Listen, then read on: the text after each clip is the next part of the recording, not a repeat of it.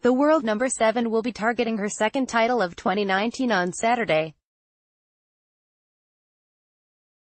Karolina Pliskova, photo by Karolina Pliskova, copyright at Sport Vision. Czech number 1 Karolina Pliskova is a win away from the biggest title of her career at the Miami Open after scoring a straight sets win over Simona Halep. An outcome that has also breathed a sigh of relief for world number 1 Naomi Osaka. Pliskova required just under 80 minutes to defeat Halep 7-5, 6-1, during a match that was interrupted by rain delays. The encounter wasn't entirely straightforward for the world number 7, who dropped serve twice during the opening set. Nevertheless, as the match progressed, Pliskova proved to be the more consistent of the two, winning 5 games in a row during set number 2 en route to the victory. In total, Pliskova produced 23 winners to 16 unforced errors.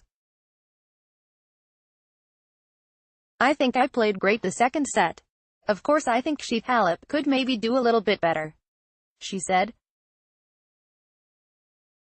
Maybe she was of course frustrated about the first set where it didn't really go her way. "I played some good shots, and it turned after the break. But yeah, that's how it is, and I'm happy with my level." The 27-year-old is guided on the tour by 2 former pros who have both enjoyed success during their careers. Conchita Martinez is the 1994 Wimbledon champion and Renee Stubbs is a 3-time Grand Slam champion in the doubles. Under their influence, Pliskova has enjoyed a strong start to 2019. Miami is the 4th consecutive tournament where she has reached the quarterfinals or better. "Of course the confidence, it helps so much," said Pliskova. "You know, when you win a couple matches, then you just see the ball, you know, without even practicing or without even thinking about it. So yeah, I think it all is because of the matches." Pliskova's latest triumph means the 2-time Grand Slam champion Osaka will retain her number 1 position next week. A title that could have been snatched by Halep if she progressed to the final in Miami. As for Pliskova, she could rise to as high as number 2 if she wins the title on Saturday.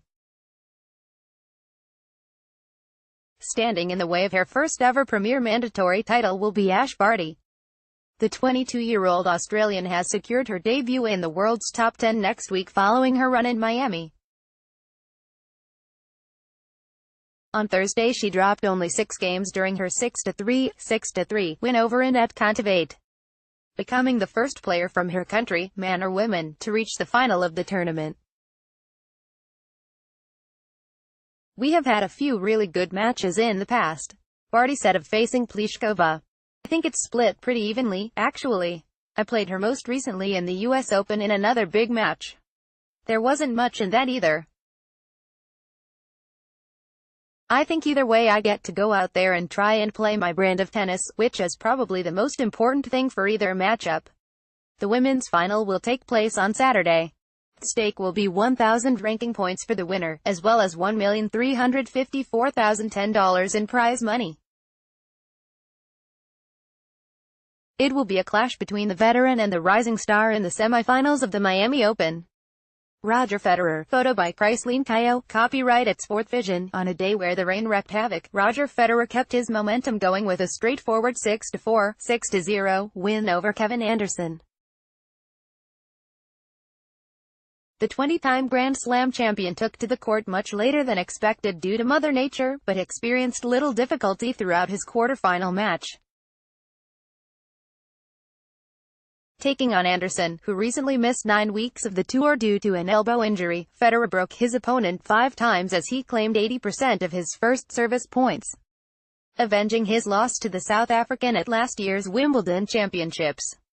"I played a really solid first set and got a good read on his serve," said Federer.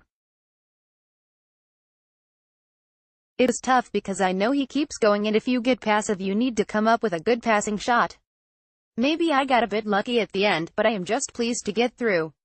Federer has progressed to the semifinals of a Masters tournament for the 65th time in his career. Awaiting him will be rising star Denis Shapovalov, who was born 6 months after Federer scored his first win on the ATP Tour at the 1998 Grand Prix de Tennis de Toulouse. Shapovalov battled back from a set down to defeat Francis Tiafoe 6-7, 5, 6-4, 6-2. Reaching the last four of a Masters event for only the third time in his career. The upcoming match will be the clash of the generations. Federer is 18 years older than Shapovalov and have played in 68 more Grand Slam tournaments. Despite the disparity, the seemingly ageless world number 5 is relishing the challenge. It doesn't feel that different to when I played Rafa when he was super young, or anybody. Any teenager you play, once I think you're 23, feels different to playing anybody else, because you know they come out there and they might not know all the plays down to the T yet, but they don't have to, because they just free swing sometimes, and that makes it particularly dangerous. Federer explained during his post-match press conference. Whilst the two are yet to lock horns on the court, Federer is already fully aware of the Canadian's potential. The two have previously practiced together, with Shapovalov leaving a good impression on the former world number 1. I think he warmed me up for a match in Toronto, he recounted. He might have been 16, 17, and similar to today, he was just hitting big. I was like, wow, it's unbelievable. How old is he? How good is he gonna get? He was very impressive. Same with the serve. He has that beautiful swinger going. It just felt like he belonged there. The Federer effect embed from Getty Images. Shapovalov is currently ranked 23rd in the world, but he is set to crack the top 20 next week following his run in Miami.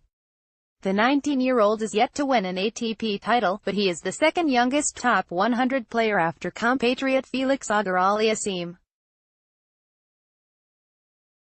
Auger-Aliassime will play John Isner in the other Miami semifinal. In terms of playing Roger, it's definitely a matchup I have been looking forward to, I think, my whole life. Shapovalov said.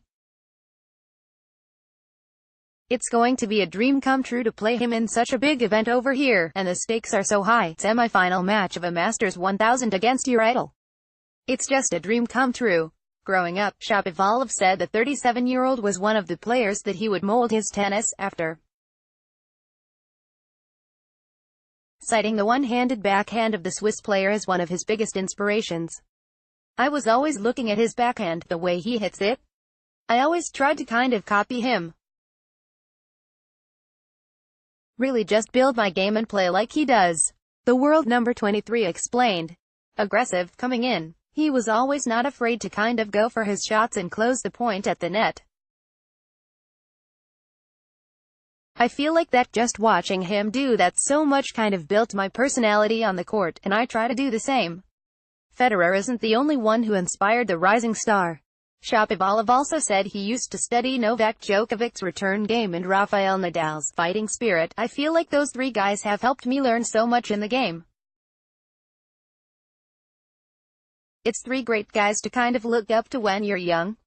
He concluded. Federer will play Shapovalov in Miami on Friday. Andy Murray continues to inspire as he becomes the official starter of the London Marathon next month.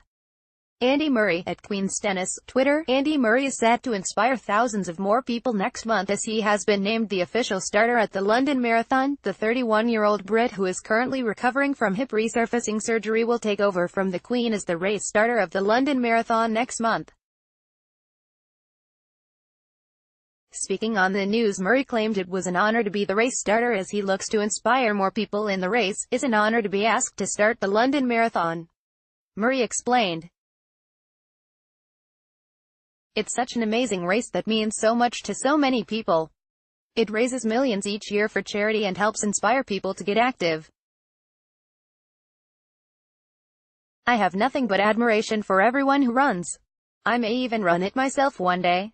It is clear why Murray has such a strong interest in the event after his wife, Kim Sears, participated in the event in 2014 and so has a strong link to the race. Event director Hugh Brasher agreed that Murray was the perfect fit to be the race starter for the event, which starts on the 28th of April. Andy is one of Britain's greatest sporting superstars and it is so fitting. He will be the official starter for one of the country's greatest sporting events and the world's greatest marathon. The two-time Wimbledon champion will hope to continue inspire as he looks to continue his unlikely comeback to tennis.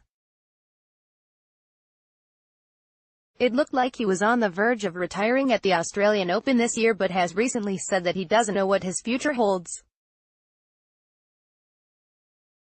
The London Marathon starts on the 28th of April. Thursday, the men complete their quarterfinals, while the women play the semifinals. Kevin Anderson, photo by Karolina Pliskova, copyright at Sport Vision. The first women's semifinal features two young players who have never advanced this far at a premier mandatory event, 22-year-old Ash Barty and 23-year-old Annette Kontaveit. The first men's quarterfinal of the day similarly highlights the ATP's youth movement, with 19-year-old Denis Shapovalov and 21-year-old Frances Tiafoe. The second women's semifinal sees a former world #1 just one match win away from reclaiming that ranking, against a former major finalist looking for her first premier mandatory final. And in the last men's quarterfinal, it's two players in their 30s. 32-year-old Kevin Anderson is vying for the biggest title of his career, and 37-year-old Roger Federer is going for career title number 101. Roger Federer, 4, versus Kevin Anderson, 6, embed from Getty Images. Federer is 5-1 against Anderson, but that one loss was a big one. Federer was up 2 sets and had a match point last year in the Wimbledon quarterfinals, yet Anderson climbed his way back to win 13-11 in the fifth. That's actually the only match in which Kevin has taken a set from Roger. Federer would avenge that loss later in the year, and in the same city, with a straight-set win at the ATP Finals. Roger didn't play his best tennis at the start of this tournament, but he's improved with every round, and looked very sharp yesterday against Daniil Medvedev. Anderson has been suffering from a right elbow injury, and had to pull out of both the New York Open and Indian Wells. It's impressive that he's advanced to this quarterfinal having not played since the Australian Open, though he's yet to play a seeded player. This matchup leans heavily toward Federer's favor, and he's the more informed player. Roger will be motivated to not allow Kevin to get another win over him. As Ben Rothenberg quoted Federer on Twitter, "If you beat me at Wimbledon, you've got my attention." Simona Halep, 2, versus Karolina Pliskova, 5, embed from Getty Images. These two just played an extremely competitive Fed Cup match just last month, with Halep prevailing 6-4 in the third. Halep holds a 7-2 record over Pliskova, with most of her victories coming in straight sets. The only times Karolina has gotten the better of Simona are last year on clay in Madrid, and in a 2016 Fed Cup match. Other than a scare in her third-round match here against Polona Hercog, Halep has advanced comfortably to this semifinal. Pliskova's path was a bit more complicated, as she twice had to go deep into a third set to survive. Karolina has been the healthier and more successful player this year. She is 20-4 in 2019, with a title win in Brisbane, a semi-final run in Melbourne, and quarter-final run 2 weeks ago in Indian Wells. Pliskova's tennis has been much improved over the past 6 months with the joint coaching team of Renee Stubbs and Conchita Martinez. Halep had about half as many wins as Pliskova in the year coming into this tournament, though she's playing her best tennis of the season with her own coaching situation now settled. This matchup is to Halep's advantage, as she makes it difficult for Pliskova to hit through her. But will she feel the pressure of regaining the #1 ranking with a win today? We saw her lose several such matches which would have earned her that ranking in 2017. This could easily become a prolonged contest, and if so, I wonder how Halep's knee will hold it, as it's been taped all week. In a month where we've seen a lot of upsets on the American hard courts, I'm going with Pliskova to advance to Saturday's final. She's the player with more confidence and momentum. Other notable matches on day 11 embed from Getty Images. Denis Shapovalov, 20, versus Frances Tiafoe, 28. They've split 2 previous matches, both last year on American hard courts. Ash Barty, 12, versus Annette Kontaveit, 21. Their first meeting will be one of the most important matches in both of their young careers.